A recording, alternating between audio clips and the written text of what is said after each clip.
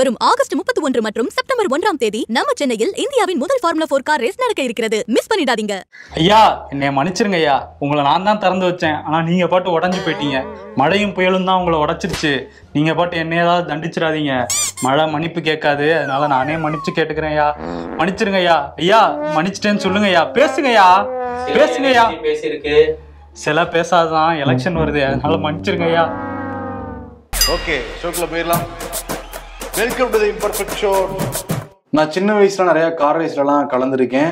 வீட்டில் பாராட்டெல்லாம் கூட வாங்கியிருக்கேன். கார் ரேஸா? ஃபார்முலா 5ஆ 6ஆ? அந்த படையப்ப கார்லாம் இருக்கும்ல, பின்னாடி இழுத்துட்டோம் முன்னாடி போவோம்.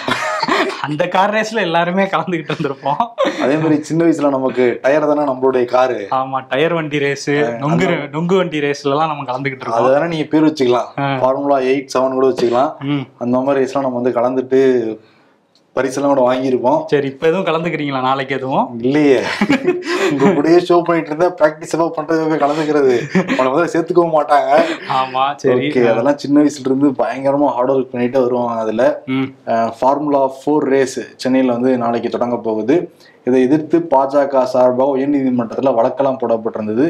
அதை விசாரிச்ச நீதிமன்றம் அனுமதி எல்லாம் கொடுத்ததுதான், ரத்தம்லாம் பண்ண முடியாதுன்னு சொல்லியிருக்காங்க. இருந்தாலும் கூட அந்த ஏரியாவில் ஓமந்தூரார் மருத்துவமனை இருக்கு, ராஜீவ்காந்தி மருத்துவமனை இருக்கு. மருத்துவமனைக்கு எந்த விதமான பாதிப்பும் இல்லாத வகையில, பொதுமக்களுக்கு பாதிப்பு இல்லாத வகையில, போக்குவரத்துக்கு இடைஞ்சல் இல்லாத வகையில நீங்க நடத்தி முடிக்கணும் அப்படிங்கறத உத்தரவு மட்டும் போட்டிருக்காங்க. இப்ப நாளைக்கு தொடங்க போகுது கோலாகலமாக. உதயநிதி ஸ்டாலின் விளையாட்டுத்துறை அமைச்சர் அவருடைய தலைமையில தான் இந்த ஏற்பாடெல்லாம் நடைபெற்று இருக்கு. வீரர்கள்லாம் தமிழ்நாட்டுக்கு வந்து இறங்கிட்டாங்களாம். அவங்க கூட நேற்றே வந்து பேசினார் உதயநிதி ஸ்டாலின். ஓகே, ஒழுங்கா ஓட்டணும், கரெக்டா ஓட்டணும்லாம் சொல்லியிருப்பாருன்னு நினைக்கிறேன். அவருக்கு வந்து வாழ்த்தெல்லாம் சொல்லியிருக்காங்க. இங்க உள்ள நடிகர்கள் கார்த்தி, தனுஷ்லாம் வந்து வாழ்த்து சொல்லிட்டு இருக்காங்க. ஆனா இன்னொரு பக்கம் ஜெயக்குமார் இருக்கார்ல, முன்னாள் அமைச்சர், முன்னாள் சபாநாயகர், அவர் வந்து என்ன சொல்லியிருக்காருன்னா, இது வந்து மக்கள் விலைவாசி உயர்வுல கஷ்டப்பட்டுட்டு இருக்காங்க, மழை தண்ணி தேங்கி நிக்குது, மழைநீர் வடிகால் பணியை முடிக்கல, சென்னையில ஒழுங்கா ரோடு போட வக்கில்ல இந்த அரசுக்கு, சட்டம் ஒழுங்கு சந்தி சிரிக்குது, இவ்வளவு பிரச்சனை இருக்கு. ஆனா வந்து நீரோ மன்னன் ஃபெடில் வாசிச்ச மாதிரி மகனும் அப்பாவும் சேர்ந்து இந்த கார் ரேஸை நடத்திட்டு இருக்காங்க அப்படின்னு சொல்லி வருத்தெடுத்திருக்காரு. இந்த கார் ரேஸ்ல நீங்க சொன்ன மாதிரி இந்த போக்குவரத்து இடையூறுலாம் இல்லாம பண்ணியிருக்கோம்னாங்கல்ல. ஆமா, எந்த இடையூறுமே இல்லை. ஏன்னா மாத்தி விட்டாங்க எல்லாத்தையும். சிவானந்த சாலை, அண்ணா சாலையிலலாம் எல்லா போக்குவரத்தையும் மற்ற பக்கம் மாத்தி விட்டாங்க. அதனால பொதுமக்களுக்கு எந்த பிரச்சனையும் இதனால வராது. எப்பவும் போற இடத்துல போய் நின்னா அங்க போக முடியாதுன்னு போர்டு வச்சிருப்பாங்க. 3 கிலோமீட்டர் சுத்தி போற மாதிரி இருக்கும். ஆல்ரெடி சென்னையில படங்கள டிராபிக் ஜாம். இன்னும் நாளைக்கு மறுநாளும் கொஞ்சம் டிராபிக் ஜாம் இருக்க வாய்ப்பு இருக்கு. இதுல முக்கியமா இந்த சென்னை தீவுத்திடல் சுத்தி தான் இதுக்கான ஏற்பாடுலாம் வந்து செய்யப்பட்டிருக்கு. நிறைய இடங்கள்ல பொதுமக்களும் வந்து டிக்கெட் எல்லாம் வாங்கிட்டு பாக்கலாம்லாம் சொல்லிருக்காங்க. கொஞ்சம் ஜாக்கிரதையா தான் பாக்கணும். டக்குன்னு நமக்குள்ள பிரச்சனை என்ன பண்றது? ஆமா, இந்தியாவிலேயே முதல் முறையா இந்த நம்ம தமிழ்நாட்டுலதான் இப்படி ஒரு ரேஸ் நடக்குது அப்படின்னு தமிழ்நாட்டு விளையாட்டுத்துறை பெருமையா சொல்லிட்டு இருக்காங்க. இருந்தாலும் இதுல இன்னொரு சர்ச்சையுமே இருக்கு. நம்ம ஜூனியர் விகடன் டீம் இதை பத்தி விசாரிச்சு இந்த விஷயத்த வந்து வெளியே சொல்லியிருக்கோம். என்ன அப்படின்னா, RPPL அப்படிங்கிற ஒரு தனியார் நிறுவனம் வந்து இந்த ரேஸை வந்து நடத்துறாங்க. இந்த நிறுவனம் யாரோடது அப்படின்னா, திமுக வந்து இந்த எலக்டோரல் பாண்ட்ஸ் மூலமா 105 கோடி ரூபா வாங்கினாங்கல்ல, மேகா இன்ஃப்ராஸ்ட்ரக்சர்ஸ், ஹைதராபாத்தை சேர்ந்த நிறுவனம். இந்த மேகா இன்ஃப்ராஸ்ட்ரக்சரோட ஓனர் PP ரெட்டி, அவரோட மகள் வந்து மேகாவோட கணவர் தான் வந்து அகிலேஷ் ரெட்டி. இவர் தான் இந்த நிறுவனத்தை வந்து நடத்திட்டு இருக்காரு. ஸோ 105 கோடி ரூபா அவங்கள்ட்ட வாங்கினதுனால ஒரு கைமாறு பண்றீங்களா அப்படிங்கிறது தான் மக்களுக்கு இருக்க கேள்வி. நமக்கும் அந்த கேள்வி இருக்கு. ஓகே, பிஜேபி நிறைய பேர்ட்டு இந்த பணம் வாங்கினாங்க, அவங்களுக்கு செஞ்சு கொடுத்தாங்கிற குற்றச்சாட்டு திமுகவே வச்சாங்க. திமுகவும் அதே பாதையில பயணிக்கிறாங்களா, அதே ரேஸ் கார்ல போறாங்களாங்கிற ஒரு கேள்வி இருக்கு. அதே ரோட்ல அதே ரேஸ்ல போய்கிட்டு இருக்காங்க திமுகவும் பிஜேபியும். அரசியல் கட்சியை பொறுத்த வரைக்கும் கட்சியோட பேர் மட்டும் தான் மாறியதை தவிர அவங்களுடைய கொள்கைகள், கோட்பாடுகள் எல்லாமே ஒரே மாதிரி தான் இருக்கு. நடிகர் விஜய் வந்து தாவேகாவோட கட்சி கொடியை வந்து அறிமுகப்படுத்தினாரு. அதுக்கப்புறம் வந்து ஆவடி நாசர், முன்னாள் அமைச்சர், திமுகல இருந்து அவர் கடுமையாக விமர்சனம் பண்ணியிருந்தாரு. RS பாரதிலாமும் விமர்சனம் பண்ணியிருந்தாங்க. இப்போ அமைச்சர் மூர்த்தி வந்து ஒரு விழாவில் பேசும்போது என்ன சொல்லியிருக்காருன்னா, திமுக நிர்வாகிகள் கிட்ட இந்த மாதிரி விஜய் கட்சி ஆரம்பிச்சிருக்காரு, அதை நம்ம ரொம்ப லேசாலாம் எடுத்துக்கிட்ட கூடாது, நம்ம கட்சியை வந்து வலுப்படுத்தணும், நமக்கு கூட்டணி கட்சிகள்லாம் இருந்தால் கூட நம்ம சொந்த காலில் நிற்கிற அளவுக்கு பலமாக மாறணும் அப்படின்னு சொல்லி பேசியிருக்காரு. இது வந்து திமுக காரங்களோட தாவேகா காரங்க அதிகமா அதை பரப்பிட்டு இருக்காங்க. அவங்களுக்கு மைலேஜ் கிடைச்சா போதும் தான் நினைப்பாங்க. ஏன்னா ஆகஸ்ட் மாசம் முடிய போகுது. அக்டோபர்ல மிகப்பெரிய பிரேக்குன்னு விஜய் வந்து நம்புறாரு. காரணம், அவர் நடிச்ச அந்த கோட்டுங்கிற படமும் ரிலீஸ் ஆக போகுது. அவர் கட்சியும் வந்து ரிலீஸ் ஆக போகுது இல்ல செப்டம்பர் மாசம் இறுதியில. சரி, பாப்போம், பொறுத்து இருந்து பார்க்கலாம். ஓகே. அதே மாதிரி அந்த மதுரையில தான் அமைச்சர் மூர்த்தி இருக்காரு.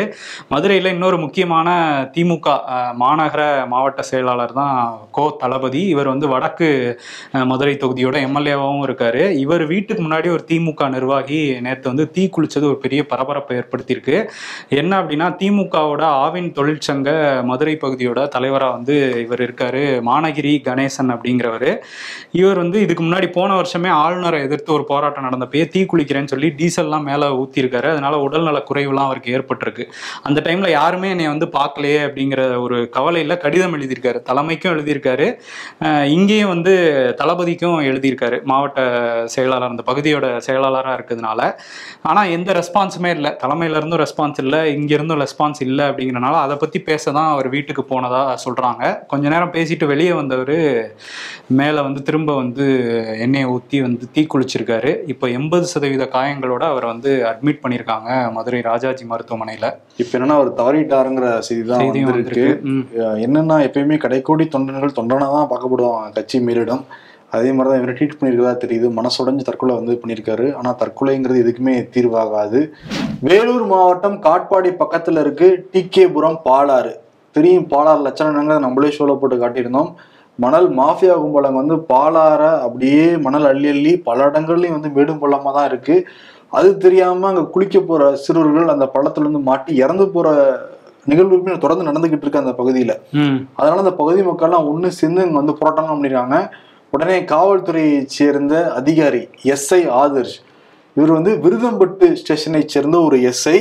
விருதம்பட்டுக்கு எல்லைக்குட்பட்டு தான் எம்பி கதிரானத்துடைய வீடுமே இருக்கு. கதிரானத்துடைய சமூகத்தை சேர்ந்தவர் இந்த ஆதர்ஷ் அப்படின்னு வந்து சொல்றாங்க. அதனால எம்பிக்கு வேண்டப்பட்டவரும் எப்படி இருப்பாங்க அவங்க அந்த ஏரியாக்குள்ளார, அப்படியே ஒரு மாதிரி பொதுமக்கள் வந்து மதிக்காம பண்றது, யாரோ போனாலும் வந்து அடிக்கிறது, எப்படியோ பண்ணிட்டு இருந்திருக்காரு. அன்னைக்கு போராடின பொதுமக்களையுமே வந்து மிரட்டுற துணியெல்லாம் அடிக்கிற துணியெல்லாம் பேசியிருக்காரு. குறிப்பா சொல்லணும்னா, பட்டியலின வகுப்பை சேர்ந்த 25 வயது இளைஞர் விஜய்ங்கிற நபர் வந்து பிடிச்சு அடிச்சிருக்காரு. கெட்ட வார்த்தையில பெண்கள் முன்னாடி திட்டிருக்காரு அவரை. அப்புறம் ஸ்டேஷனுக்கு கூட்டிட்டு போய் லாடம் கட்டியிருக்காரு அவரை. ஏன்னா மக்கள் வந்து எல்லாரும் சேர்ந்து உண்மையாலுமே மணல் கும்பல் தான் நாங்கள் அள்ளிக்கிட்டு இருக்காங்க, அதை எதிர்த்து போராட போனா இப்படி அடிப்பாங்களான்னு ஒரு கேள்வி இந்த மக்கள் வந்து வைக்கிறாங்க. இப்ப இந்த விஜயங்களருக்கு நீதி கிடைக்கணும்னு சொல்லிட்டு அந்த பகுதி மக்கள் எல்லாம் ஒன்னா சேர்ந்து அதுக்கும் ஆர்ப்பாட்டம் எல்லாம் பண்ண ஆரம்பிச்சிருக்காங்க. யாருமே இந்த ஆதர்ஸ் மேல நடவடிக்கை பயப்படுறாங்களாம். ஏன்னா எம்பி அமைச்சருக்கு சொந்தக்காரரா இருக்காரு, அவரு தெரிஞ்சவரா இருக்காரு, நம்ம இதுக்கு நடவடிக்கை எடுத்துட்டு எஸ்பி மதிவாணன் கிட்டேயே நம்ம ரிப்போர்ட்டர் வந்து கேட்டிருக்காரு லோகேஸ்வரன், சார் சம்பவம் நடக்குது அப்படின்னு கேட்டிருக்காரு. நேற்று வந்து ஒரு பிரஸ் மீட் நடந்திருக்கு. அந்த தொலைஞ்சு போன செல்போன்லாம் திருப்பி கொடுக்குற ஒரு நிகழ்ச்சியில போய் தனியா பேசலாமே அப்படிங்கிறாரு எஸ்பி. அப்ப வேண்டப்பட்டவங்களுக்கு ஒரு மாதிரி, வேண்டாதப்பட்டவங்களுக்கு ஆளே இல்லை, கேட்க ஆளே இல்லைன்னா வேற மாதிரி நடந்துப்பீங்களா ஒரு கேள்வி இருக்கு. அந்த விஜயங்கர் இளைஞர் என்ன பண்ணாரு, உண்மையாலுமே அங்க பாலாறு எப்படி ஓடிட்டு இருக்கு, நம்மளே ட்ரோன் ஷாட் எல்லாம் போட்டு காமிச்சிருந்தோம் நம்ம ஷோலயே. ஆமா, மணல் திருட்டு அமைச்சருக்கு தெரிஞ்சே நடக்குது அப்படின்னு அந்த பகுதி மக்கள்லாம் சொல்றாங்க. இப்ப போய் கேட்டா மிரட்டுறாங்க. ஏற்கனவே அந்த வேலூர் மாவட்டம் ஏற்கனவே திமுக தலைமைக்கே அவங்க மேல ஒரு அதிருப்தி இருக்குங்கிற மாதிரி தான் நம்ம பேசிட்டு இருக்கோம். இப்ப திமுக அரசுக்கும் இவங்களால பெரிய அதிருப்தி தான் வரப்போகுது. ஏன்னா அதிமுக ஆட்சியில மிகப்பெரிய கெட்ட பேர் வந்தது. இந்த மாதிரி வந்து பொதுமக்களை காவல்துறை ரொம்ப டார்ச்சர் பண்றாங்க. முதலமைச்சர் ஸ்டாலின் அறிக்கையெல்லாம் கொடுத்திருக்காரு, பொதுமக்கள் ரொம்ப கனிவா நடந்துக்கணும், அன்போடு நடந்துக்கணும்ட்டு.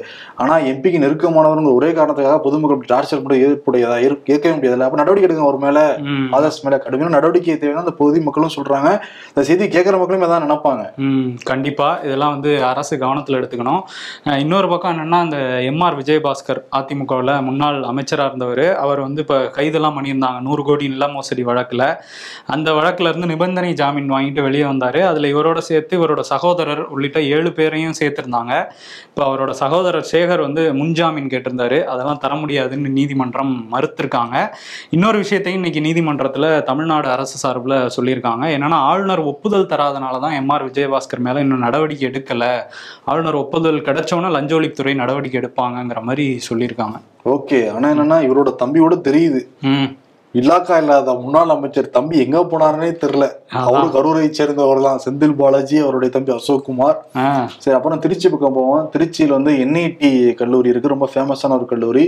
நேற்று இரவு முழுக்க மாணவ மாணவிகள் போராட்டம் பண்ணியிருக்காங்க. காரணம் என்னன்னா, அந்த ஒய்ஃபை சரி பண்றதுக்கு வந்து ஒரு பணியாளர் மாணவிகளுக்கு பாலியல் ரீதியாக தொல்லை கொடுத்தாங்க குற்றச்சாட்டு. உடனே மாணவிகள் போய் வார்டன்ட்ட சொல்லியிருக்காங்க. வார்டன் என்ன சொல்லியிருக்காங்கன்னா, முதல்ல நீங்க ஒழுங்கா ட்ரெஸ் போடுங்கிற மாதிரி மாணவிகள் மேலே குற்றம் சாட்டியிருக்காங்க. உடனே கொதித்தெழுந்த மாணவ மாணவிகள் நேற்று இரவு முழுக்க ஆர்ப்பாட்டம் போராட்டம்லாம் பண்ணாங்க. அதற்கு பிறகு அங்க வந்த SP வருண்குமார் வந்து பேச்சுவார்த்தையை நடத்தி முடிச்சு வச்சிருக்காங்க. நிச்சயம் நடவடிக்கை எடுக்கப்படுங்கிறதெல்லாம் சொல்லியிருக்காங்க. ஆமா, அந்த கதிரேசன் அப்படிங்கிறவங்க வந்து கைது பண்ணியிருக்காங்க. அந்த வைஃபை செட் பண்ண வந்து பாலியல் தொல்லையில ஈடுபட்டவங்க. ஆனா வந்து இந்த மாதிரி ஒருத்தவங்க குற்றம் சொல்றாங்கன்னா இது அவங்களே விக்டிமே வந்து குற்றவாளியா மாத்துற வேலையை தான் இந்த மாதிரி வேலையில பாத்துட்டு இருக்காங்க. அது பெண்கள் இந்த மாதிரி துன்புறுத்துறாங்கன்னா பெண்கள் மேலதான் அந்த புகாரே வந்து தப்பு பண்ண ஆண்களுக்கு யாரும் அட்வைஸ் பண்றது இல்லை. ஆனா பெண்கள் நீங்க அப்படி இருங்க இப்படி இருங்கன்னு மட்டும் அட்வைஸிங் தேவையே கிடையாது. தவறு பண்ண நடவடிக்கை தான் தேவை. முதலமைச்சர் MK ஸ்டாலின் சான் பிரான்சிஸ்கோல இன்னைக்கு வந்து இன்வெஸ்டர் மாநாட்டில் இருந்து கலந்துக்கிட்டாரு. 300க்கும் மேற்பட்ட இன்வெஸ்டர் கலந்துக்கிட்டாங்களாம், பிசினஸ் மேன்லாம் கலந்துக்கிட்டாங்களாம்.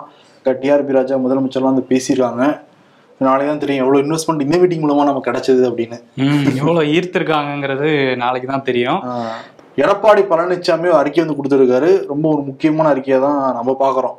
காரணம் என்னன்னா, சென்னையில மிக முக்கியமான மருத்துவமனைன்னு பாக்குறப்ப ராஜீவ்காந்தி மருத்துவமனை. அந்த மருத்துவமனையை சுத்தி சுகாதாரமற்ற முறையில நிறைய நீர் தேங்கி இருக்கு, கழிவுநீர் இருக்கு, மழை நீர் கூட அதில் கலந்துருக்கிறதா வந்து சொல்றாங்க. மருத்துவமனைக்குள்ள போறதுக்கே காரணம் என்னன்னா, ஏதாவது நோய் தொற்று ஏற்பட்டிருக்கும், அங்க போய் சரி பண்ணி வந்துடலாம்னு தான். இப்ப மருத்துவமனைக்குள்ள போனாலே அங்க எல்லாங்கிறப்ப அச்சமா தானே இருக்கு. உடனடியாக அதை சரி செய்யணும். அதே மாதிரி பற்றாக்குறையா இருக்கிற அந்த ஊழியர்களை நிரப்பணுங்கிற கோரிக்கை வச்சிருக்காரு எடப்பாடி.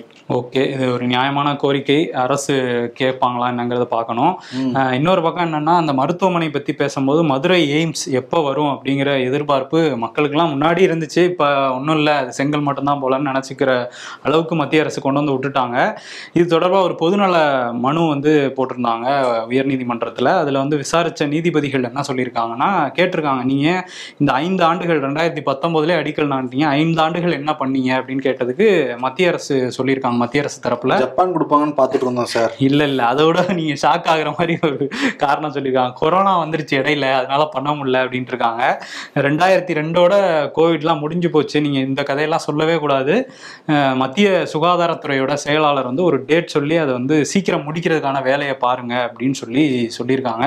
வழக்கு அடுத்த மாசம் ஒத்தி வச்சிருக்காங்க. அந்த ஸ்கூல்ல பசங்க காரணம் சொல்லுவாங்கல்ல, அந்த மாதிரி மத்திய அரசு நீதிபதில காரணம் சொல்லியிருக்காங்க. சைக்கிள் டயர் பஞ்சர் ஒரு காரணமா எடுத்துட்டு போங்கன்னு இருக்காங்க.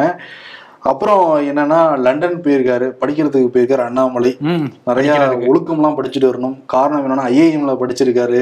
முன்னாள் IPS அதிகாரி எல்லாம் சொல்றாருல்ல, இது தாண்டி 20,000 புக்கு வேற படிச்சிருக்காரு. நான் வந்து ரோல் மாடலா இருக்க போறேன் அப்படின்னு சொல்லிட்டு தான் வந்து இளைஞர்களையும் அரசியல் வரக்கூடாதுன்னு சொல்லிட்டு தான் அந்த மாதிரி அதிகாரி எல்லாம் நியமிக்கிறாங்க, முன்னாள் அதிகாரி நியமிக்கிறாங்க. அவருடைய செயல்பாடு வந்து எப்படி இருக்கணும், அவருடைய பேச்சு எந்த அளவுல தரமா இருக்கணும், அப்படி இருக்கான்னு கேட்டா இல்ல. இன்னும் முன்னாள் முதலமைச்சரே தற்கொலைங்கிற வார்த்தையெல்லாம் வந்து திட்டாரு. அவருடைய ஃபாலோவர்ஸுக்கு அவர் என்ன சொல்லித்தராருன்னு ஒண்ணு இருக்கா இல்லையா, இதை கத்துக்கிட்டு வர அடுத்த தலைமுறை என்ன பேசுவாங்கன்னு ஒண்ணு இருக்கா இல்லையா.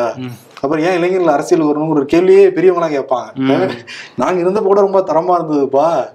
ஆமா, இப்ப லண்டன்ல போய் எதுவும் சம்பவம் எதுவும் பண்ணிருக்கா, அது படிச்சு வந்ததான் நமக்கு தெரியும்.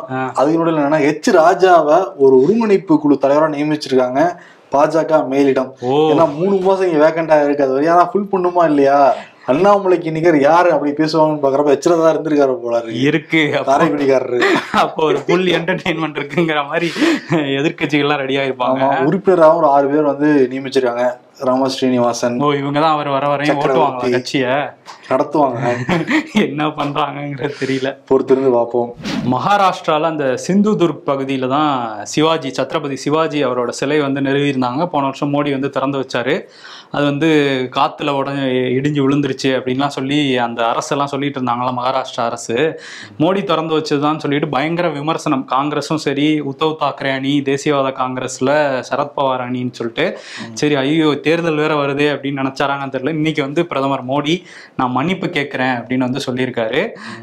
என்னை மன்னிச்சிருங்க ஐயா அப்படின்னு சொல்லி கேட்டிருக்காரு. என்னோட தெய்வமான, என்னோட கடவுளான சத்ரபதி சிவாஜி கிட்ட நான் மன்னிப்பு கேட்கிறேன் அப்படின்ட்டு இருக்காரு. இதெல்லாம் தெய்வமே, அவரே கடவுளே, அந்த மாதிரி இருக்கு. எனக்கு இன்னொரு டவுட் வருது, இவரே கொஞ்ச நாளைக்கு முன்னாடி நானே பரமாத்மான்னாரே, இவர் இன்னொரு கடவுள் இருக்காங்களா அப்படிங்கிற மாதிரி கிண்டல் ஆகிட்டு இருக்கு இந்த இது சமூக வலைதளங்கள்ல. ஆனா வந்து கேட்டிருக்காரு, நாங்க வந்து இதுல வந்து சாவர்கரையும் சேர்த்து விட்டுருக்காரு. இவங்க வந்து சில பேர்லாம் வந்து நம்ம இந்திய தாயின் மகன்களான சத்ரபதி சிவாஜி சாவர்கர்லாம் வந்து தப்பா பேசுவாங்க, நாங்க அப்படிலாம் கிடையாது, இந்த மாதிரி மழை காத்துல உடனே மட்டும் தான் நாங்க கோட்டை விட்டுருவோம், அதனால மன்னிப்பு கேட்டிருக்கேங்கிறத சொல்லியிருக்காரு. ஆனா அந்த மன்னிப்பு கேட்கறதுல எதுக்கு சாவர்கரை சேர்த்தாருன்னு தான் நமக்கு தெரியலப்பா. உள்குத்து இருக்கா தெரியல. அதே மாதிரி இஸ்லாமாபாத்துக்கு பிரதமர் மோடி போவாராங்கிற ஒரு ஆர்வம் ஏற்பட்டிருக்கு. ஷாங்காய் ஒத்துழைப்பு மாநாடு அக்டோபர் மாசம் 15-16 தேதியில நடக்க போகுது. இந்த ஷாங்காய் ஒத்துழைப்பு அந்த கூட்டமைப்புல வந்து இந்தியா, பாகிஸ்தான், ரஷ்யா, சீனா, கஜகஸ்தான் நிறைய நாடுகள் வந்து உறுப்பு நாடா இருக்காங்க. நிறைய விஷயங்களை பத்தி பேசுவாங்க. அதுக்கு அதிகாரப்பூர்வமாகவே பாகிஸ்தானுடைய வெளியுறவுத்துறை அமைச்சகத்திலிருந்து பிரதமர் மோடிக்கு அழைப்பு வந்திருக்கு. பிரதமர் மோடி போவாராங்கிற ஒரு எதிர்பார்ப்பு இருக்கு. பொறுத்திருந்து வந்து பார்க்கலாம். டெல்லியை பத்தி பேசிட்டு இருக்கோம்ல, அப்போ வந்து என்னன்னா ஒய்எஸ்ஆர் காங்கிரஸ் 2 மாநிலங்களவை எம்பிக்கள் நேற்று வந்து ராஜினாமா பண்ணியிருக்காங்க. ஒருத்தர் மோபி தேவி வெங்கட்ரமணா அப்படிங்கிறவர், இவருக்கு 2026 வரையும் பதவிக்காலம் இருக்கு. இன்னொருத்தர் மஸ்தான் ராவ், இவருக்கு 2028 வரையும் இருக்கு. இருந்தாலும் 2 பேரும் ராஜினாமா பண்ணியிருக்காங்க. 2 பேரும் தெலுங்கு தேசம் கட்சிக்கு போறதாகவும் தகவல் வந்துட்டு இருக்கு. ஸோ ஜெகன்மோகன் ரெட்டியோட அந்த செல்வாக்கு இன்னும் குறைஞ்சிருக்கு. அவர் வேற காங்கிரஸோட கட்சியை இணைச்சிடலாமான்லாம் ஏதோ பேச்சுவார்த்தை நடத்துறதா தகவல் வந்துட்டு இருக்கு. ஏன்னா தங்கச்சி தானே மாநில காங்கிரஸ் தலைவரா இருக்காங்க. தங்கச்சிட்டு சொன்ன மாதிரியும் ஆச்சு. இல்ல, அவரு டிமாண்ட் வைக்கிறது தங்கச்சி அங்க இருக்கக்கூடாது, அவங்களுக்கு டம்மி பதவி கொடுத்தா நாங்க வரேங்கிற மாதிரிலாம் டிமாண்ட் வைக்கிறதா சொல்றாங்க. ஆந்திரா அரசியல்ல பாத்துட்டு இருக்கவங்க பயங்கரமான பாசமலா இருக்காங்க போல இருக்கே. ஆமா, சொத்தை பிரிச்சு கொடுங்கிற மாதிரியே கட்சியிலயும் இந்த மாதிரிலாம் கேட்டுட்டு இருக்காங்க. எதிர்கட்சி கூட சண்டை போறாங்க, குடும்பத்துக்குள்ள நிறைய சண்டை நடக்குதுங்கிறது தெரியுது. மோடியை பத்தி பேசணும், நண்பர்களை பத்தி செய்தி வந்திருக்கு. நான் சொல்லல, ராகுல் காந்தி சொன்ன நண்பர்கள் A1 A2 அவங்கள பத்தி வந்திருக்கு. A1 A2 வந்து கரெக்டா 1-2 அந்த ஸ்பாட்டை பிடிச்சிருக்காங்க. இந்திய பணக்காரர்கள் பட்டியல்ல திரும்ப வந்து அதானி மேல வந்திருக்காரு. 11.6 லட்சம் கோடியா அவரோட சொத்து மதிப்பு. அதே மாதிரி வந்து இவர் அம்பானி, அவர் 2வது இடத்துல இருக்காரு, 10 லட்சம் கோடி சொத்து மதிப்பு. 3வது இடத்துல இங்க தமிழ்நாட்டை சேர்ந்த ஷிவ் நாடார் HCL நிறுவனம்லாம் வச்சிருக்காருல, அவரு 3 லட்சம் கோடி வந்து வச்சிருக்காரு. ஸோ இவங்க தான் டாப் 3ல இருக்காங்கன்னு ஹூருன் இந்தியா அந்த அமைப்பு வந்து வெளியிட்டு இருக்காங்க. ஆக்சுவலி ரத்தன் டாட்டா மட்டும் மக்களுக்கு அவருடைய பணங்கள்லாம் கொடுக்காம இருந்திருந்தாருன்னா அவர் தான் நம்பர் 1 இருந்திருப்பாங்கன்னு சொல்றாங்க. ஏன்னா இவங்களுடைய சொத்து மதிப்பு 9 லட்சம் கோடினா அவர் மக்களுக்கு கொடுத்ததே ட்ரஸ்ட் மூலமா 9 லட்சம் கோடிக்கு மேல 8 லட்சம் கோடிக்கு மேலாம் சொல்றாங்க. ஓகே, சரி, ஓகே. இன்னொரு பக்கம் என்னன்னா அதானி குஜராத்தை சேர்ந்தவர். குஜராத்ல கடந்த 4 நாட்களாக கடுமையான மழை, 12 மாவட்டங்கள் கிட்டத்தட்ட துண்டிக்கப்பட்டிருக்குன்னு சொல்றாங்க. ஜாம்நகர், வதோதரா போன்ற மாவட்டங்கள் கிட்டத்தட்ட 28 பேர் உயிரிழந்ததாகவும் சொல்றாங்க. 40,000 பேர் வெள்ளத்துல மாட்டிட்டதாகவும் சொல்றாங்க. அமித்ஷா வந்து சொல்லியிருந்தாரு, மத்திய அரசு சொல்றதை செஞ்சு கேளுங்க, காது கொடுத்து கேளுங்கன்னு சொல்லிட்டு கேரளாவில் அந்த வயநாட்டில் நிலச்சரிவு ஏற்பட்ட கிளாஸ் எல்லாம் எடுத்துட்டு இருந்தாங்க. இப்போ குஜராத்துக்கு என்ன சொல்ல போறாருங்கிறது நமக்கு தெரியல. சொந்த மாநிலம் வேற அவருக்கு. ஆமா, இப்போ பாதிக்கப்பட்ட மக்கள் நிச்சயம் சீக்கிரம் மீண்டு வரணும். கண்டிப்பா அவங்க மீண்டு வரணும். சில மக்கள் வந்து கோபமாகி அங்க உள்ள பாஜக நிர்வாகிகள் பார்க்க வந்தவங்க எல்லாம் திட்டுறதெல்லாமும் வீடியோ காட்சிகள் வெளியா இருக்கு. இன்னொரு பக்கம் எல்லா பக்கம் முதல்கள் சூழ்ந்து இருக்க மாதிரியும் வீடியோக்கள் வந்துட்டே இருக்கு. ஆமாப்பா, ஓட்டு வீடு மேல முதல்ல உட்காந்து ரெஸ்ட் எடுத்துக்கிட்டு இருக்கு. வீட்டுக்கு பக்கத்துல அவ்வளவு பெரிய முதல்ல வந்து நின்றுகிட்டு இருக்கு. என்னதான் சாப்பிட்டுன்னு தெரியல, பெரிய முதலையா இருக்கு. பார்த்தாலே நமக்கு பயமா இருக்கு. அதனால கேர்ஃபுல்லா அந்த மக்களை வந்து மீட்டு வெளியே எடுத்துட்டு வரணும். கேரளால அந்த ஹேமா கமிட்டி அறிக்கை 4 வருஷம் கழிச்சு இப்பதான் வெளியிட்டு இருக்காங்க. அதுல முழுமையா வெளியிடல, பேரெல்லாம் வெளியிடணும்னு நிறைய பேர் கோரிக்கை வச்சுட்டு இருக்காங்க. இந்த அறிக்கை வெளியான உடனே நிறைய நடிகைகள் அவங்களாம் முன் வந்து புகார்லாம் கொடுத்திருந்தாங்க. அதுல நடிகர் சித்திக், மலையாள இயக்குனர் ரஞ்சித் மேலாம் வழக்கு பதிவு பண்ணியிருக்காங்க. இப்ப நடிகர் ஜெயசூர்யா, இடவேள பாபு, இந்த மாதிரியான இன்னும் பேர்கள் வந்து வெளியே வந்துட்டே இருக்கு. அவங்க மேலெல்லாமும் நடவடிக்கை எடுக்கணும் அப்படிங்கிற கோரிக்கைகளும் வந்துட்டு இருக்கு. இதுல முக்கியமா என்னன்னா, கம்யூனிஸ்ட் கட்சியோட எம்எல்ஏ முகேஷ், இவர் நடிகரும் கூட, இவரு மேலேயும் பாலியல் குற்றச்சாட்டு கொடுத்ததா வந்து சொல்றாங்க. அவர் மேல வழக்கு வந்து பதியப்பட்டிருக்கு. இப்போது அரசியலாவும் மாறி இருக்காங்க. ஏன்னா வந்து சிபி கட்சி என்ன சொல்றாங்கன்னா, முகேஷ் பதவி விலகணும். ஆணிராஜாவே வந்து சொல்லிருக்காங்க. இது சிபிஎம், சிபிஐ, காங்கிரஸ் ஒரு முக்கோண ஒரு முதலாவும் அது மாறிக்கிட்டே வருது. ஏன்னா காங்கிரஸ் அனுதாபிகளான சில நடிகர்கள் மேலேயும் புகார்கள் வந்துட்டு இருக்கதா சொல்றாங்க. இப்போ வந்து முகேஷ் போய் பினராயி விஜயனை சந்திச்சிருக்காரு. சந்திச்சு அவர் தரப்பு விளக்கத்தை சொன்னதா சொல்றாரு. இப்போதைக்கு அவரை பதவி விலக சொல்ல மாட்டோம் அப்படின்னு அங்க உள்ள ஆளுங்கட்சி சொல்றாங்க.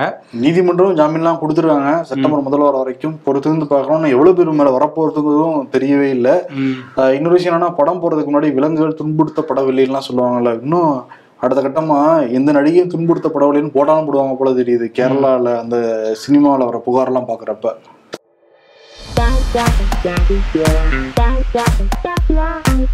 ஹோட்டல்ல சாப்பிட்டு அம்மாவுக்கு தெரியக்கூடாதுன்னு வீட்லயும் சாப்பிடுவா, அப்படிதானே? அட ஆமாங்க, ஆமா. பேங்க் பேலன்ஸ் 13 ரூபாய். Search history iPhone 13 pro max price.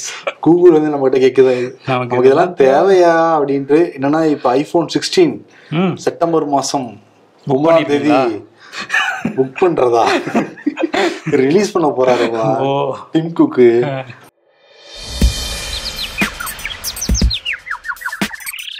தலைவர் படத்துக்கே 10 கேமியோ தேவைப்படுது. அவரை கேமியோவா வச்சு படம் எடுத்த பாருமா, உன் தைரியத்தை பாராட்டணும்னு லால் சலாம் படத்தை வச்சு போட்டிருக்காங்க. கடன் கொடுத்தா பணம் மட்டும் இல்ல நட்பும் போயிடும், கொடுக்கலனா நட்பு மட்டும் போயிடும். அரசியல்ல இதெல்லாம் சாதாரணமாப்பா. சீரியல் எல்லாம் ஒரு நடிகர் போயிட்டாருன்னு வச்சுக்கோவேன், இவருக்கு பதில் இவர்னு வந்து போட்டோ போடுவாங்க முன்னாடி. ஆமா, மாதிரி அண்ணாமலை படிக்க போன உடனே அந்த இடத்த தற்கொலையா இறப்புவாரு, அவருக்கு பதில் இவருக்கு சொல்லிட்டு இருக்கு. கொஞ்சமும் சளைக்காத ஒரு ஆளை போட்டிருக்காங்க. வாங்க வெயிட் ரவுண்டு கட்டுவோன்னு இறங்க போறாரு. ஆக்சுவலி 2 பேருமே ரெட்டைக்கு எதிரே தான், மாற்றான் மாதிரி கூட அவங்க 2 பேர் தான் பர்ஃபார்மன்ஸ் எல்லாம் இருக்கும். அவங்க பேச்சு பர்ஃபார்மன்ஸ் எல்லாம் சொல்றேன். இப்ப என்ன அடுத்து என்ன பேச போறாருன்னு தான் பாத்துட்டு இருக்காங்க எல்லாரும். ஹெச் ராஜாவுக்கும் அண்ணாமலைக்கும் மாற்றான்ங்கிற விருதை கொடுத்துட்டு